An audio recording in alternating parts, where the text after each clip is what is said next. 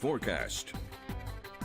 Our picture of the day comes from Kenneth Johnston at Afton. Throughout the course of the day, we had clouds mixed with sunshine, a cool interplay there. Here are some sunbeams penetrating through this deck of stratocumulus clouds going along with the cold temperatures. It was a well-chilled Friday, and of course we had the wind to contend with as well. Here's the not so high temperatures today. Only 48 at the airport, 8 to 12 degrees below average for this time of year. A little milder down across the Piedmont, down toward Richmond and Norfolk, the Tidewater area, but not by much.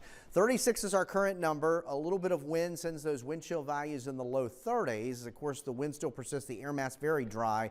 In the Shenandoah Valley, currently 32 at the airport there in Weir's Cave. There were some spits of snow earlier. Feels like it's in the upper 20s. And some numbers at this hour include lots of mid to upper 30s here across central Virginia. You see some lower 30s in the Shenandoah Valley, low 20s across the mountains of the Blue Ridge. And just a little bit of wind sends those wind chills anywhere from the mid 20s to low 30s. So it is a cold overnight. Satellite radar combination shows you some of the clouds, some spits of snow, a few sprinkles with a little disturbance that slid to our north. But any real significant snow through the weekend and even first part of next week will be out to the west. Of course, our local ski resorts, Wintergreen and Massanutten, can make snow. This is at Snowshoe Resort in West Virginia, above 4,800 feet. Natural snow as well as able to make snow right through the weekend. Temperatures overnight, plenty cold, lots of lower 20s, upper teens farther north and west. And again, factor in a little bit of wind, it's much colder. Here we are tomorrow. Daytime highs on your Saturday,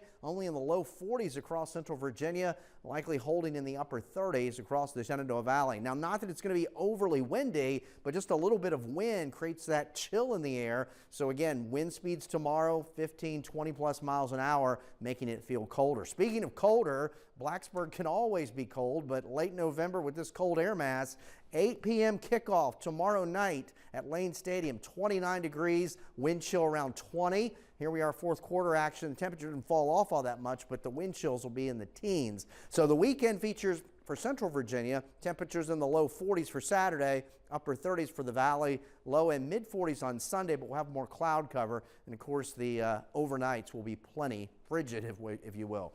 So the big pattern shows basically a big storm that's over eastern Canada, not only a surface storm, but a deep trough in the atmosphere. And as this cold air, modified Arctic air, comes over the lake waters that are unfrozen, it creates the lake-enhanced and lake-effect snow band. So here we are south of Buffalo, sort of like a nozzle, a hose, and there's your snow. Some places will get several feet of snow, where other areas won't get as much. There we are in Watertown off Lake Ontario, and we get some of that moisture that banks up against the western-facing slopes of the Alleghenies out to our west. So a pretty entrenched area of cold air, and it's right through the holiday weekend and right into next week as long as this deep trough in the atmosphere persists, which it will, and that'll keep us well below average as we start December. So here we are in the morning, teens and 20s, a brisk afternoon, mid 30s to low 40s. More cloud cover on Sunday. We'll start in the 20s. Sunday afternoon, low and mid 40s, and a bit of a breeze to contend with. So tonight, 18 to 24, brisk and colder. A look at the Michael and Son